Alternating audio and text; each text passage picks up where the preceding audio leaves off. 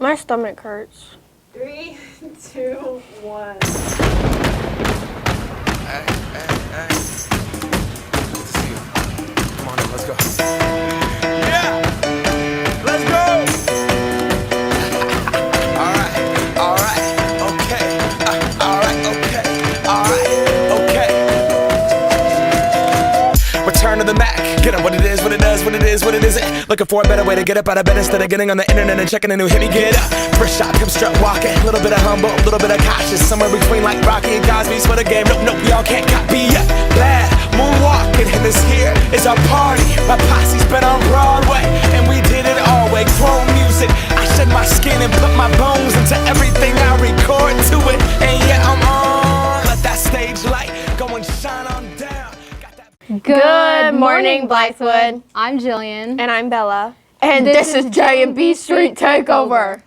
Be sure to go check out our separate Instagram account with additional school interviews. We had 2 new episodes uploaded already. Okay, enough of this. Back to the show.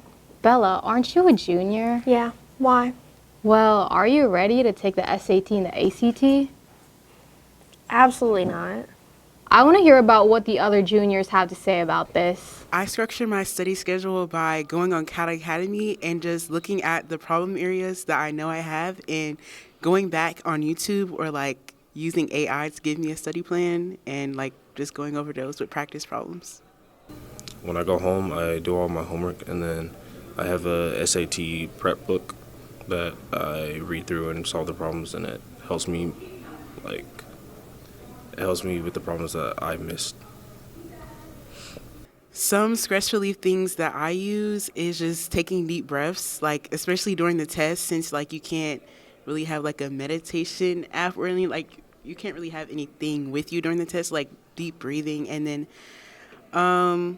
just praying throughout it and just like, just like trying to be calm instead of worrying. I try not to think about the SATs, but I also know that if I don't do well on the SATs, I could just always retake it. I definitely had experienced self-doubt through preparation because on my first SAT, I got a 900 and I was like really doubting myself. But I just thought about like me continuing to keep going and just like knowing that I'm going to get better every time that I do it. And if I put in the work, I'm going to get better. So.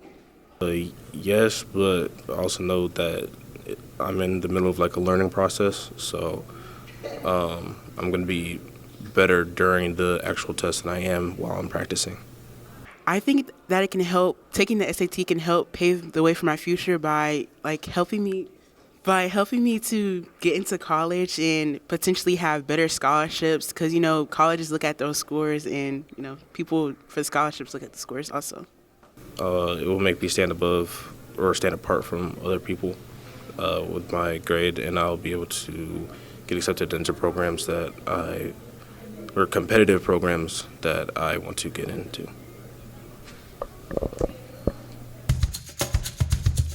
How big of a reader would you say you are?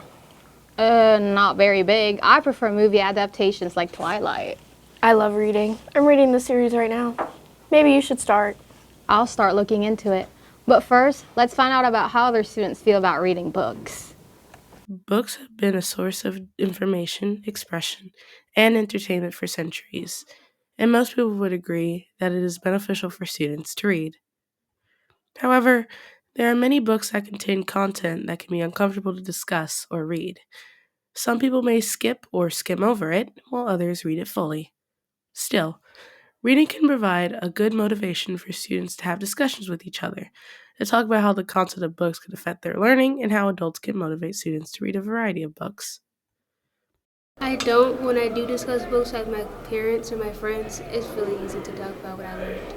I do have book discussions with my teachers and peers, and the discussions go really well, being able to talk about the book itself along with the themes that it comes with the book and the ideas that the students give in the discussions. It was one book online. It talked about what happened to the main character, and I didn't feel comfortable reading it, so we skipped over the book, over that part. I think it was The House on Mango Street. Not necessarily, not too often, but there is one book definitely Killers of the Flower Moon. That book has to do with the past and past events that has happened in history, and you can definitely meet some sensitive topics or areas in there. Well, one book from this year that I really liked was The Crucible. I like how the whole thing went down. The only part I didn't like was how Abigail, like the main person, didn't get in trouble for anything she did. Thank you. Here. Okay. I'll definitely say, in my favorite part, discussing with the books, is just discussing the different ideas that students present. You get to see how it connects to your ideas, and previously mentioned the excuse me, the topics that do come along with the book, and how you can relate to it, or how it relates to the present day. Some students seem to recognize the uncomfortable topics in some books, but are still able to find value in discussing them. Whether it's for class or for personal experience, there seems to be a positive to discussing books with others and reflect on reading. Reporting from Blythewood High School, I'm Tierney Dozier.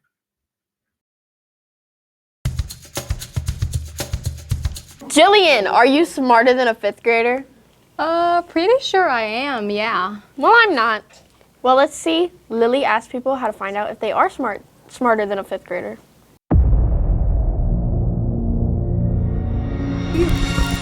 What's your name? How do you spell it?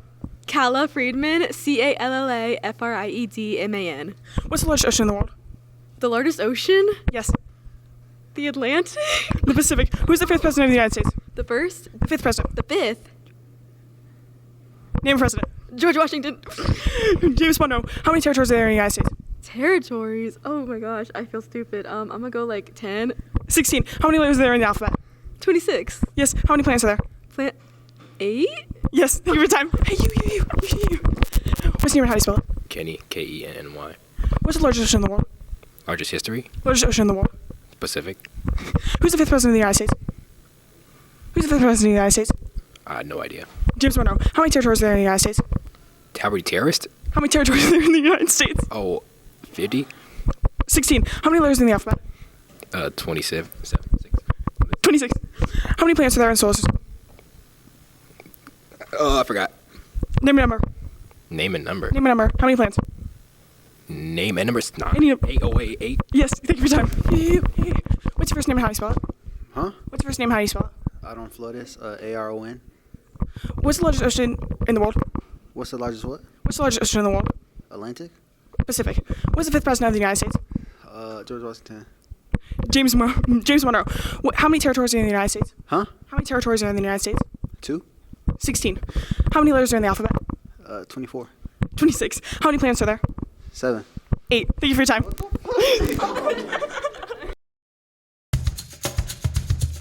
Have you ever been curious about a person's secret or an embarrassing moment to make yourself feel better? Probably all the time. Well, this next segment is perfect for you, Jillian. Let's hear some funny confessions from our fellow students. So a funny or embarrassing story that happened to me is I got lost at the beach. Well, I fell during a track race. I vomited in Burger King because I didn't like the chicken fries. When I jumped off the porch. So when I was about 5, I went to Tampa to the beach for Pirate Week, and I was like going down the beach looking for the coins and stuff. And my parents didn't want to go because they were like watching my brothers or whatever.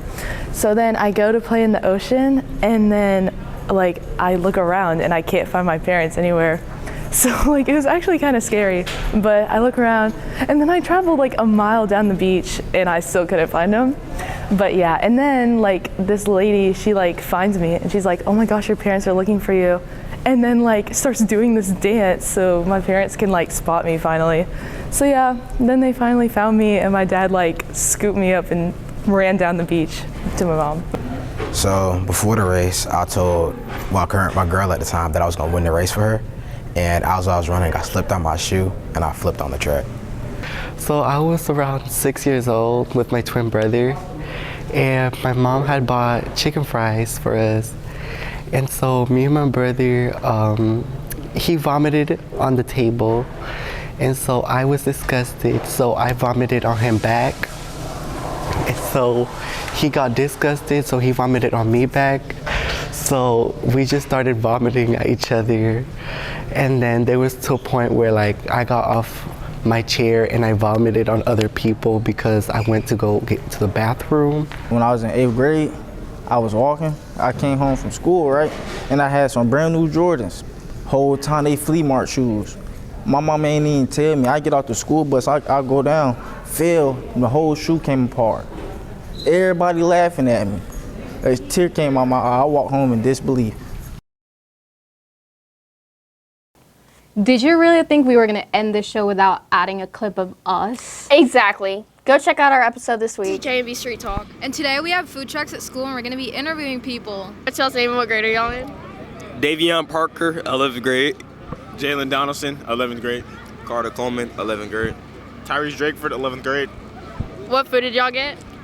I got a drink and it was $4. I got some fries and a drink. I got some fries and a drink. I got some fries and a drink. How would y'all rate the food on a scale of 1 to 10? 0 because it was I paid $4 for a drink. I love it. It's a 10. 7. I'm gonna give you a food. It's kind of mid. Probably like a 6. What's y'all's favorite food truck so far? Chuck E. Cheese. 803-549-6452. What's all of y'all's name and what grade are y'all in? My name's Lauren Franz and I'm in 11th grade. My name is Bella and I'm in 10th grade. My name's Samaya, I'm in 11th grade. My name is Gabrielle and I'm in 11th grade. What food trucks are y'all planning on getting? Well, I'm gonna go get some ice cream from the, I don't know what it's called, but I got this from Chuck E. Cheese. I got this from Chuck E. Cheese and I can probably get some ice cream as well. I got this from Los Chicanos and I'm gonna go get some ice cream. I got this from Los Chicanos and I'm here to spend my money. So I'm gonna get chicken tenders and fries and I'm gonna go get a funnel cake. And there's no such thing as being too big because, yeah. Y'all's favorite food truck so far? Probably the taco one, honestly. That birria, or birria? Yeah, however you say it, it's really good. How would y'all rate the food out of 10? I give it a nice 9 out of 10. I give it a 9.5. 10 out of 10. I haven't ate anything yet, but this drink is fire. So. How do you think the school could have made it better? Honestly, I think they did a good job. I think they should also let everybody out, though, before lunch so that everybody can get their food. Yeah. Oh, get some music. We need some music. Okay, thank y'all so much. J&B Street Talk. And today we have food trucks at school and we're going to be, oh my God. Oh, my stomach hurts so bad. Can you stop repeating that? These tacos have my stomach screwed up, y'all. I'm gonna throw up. Okay. Okay, just continue.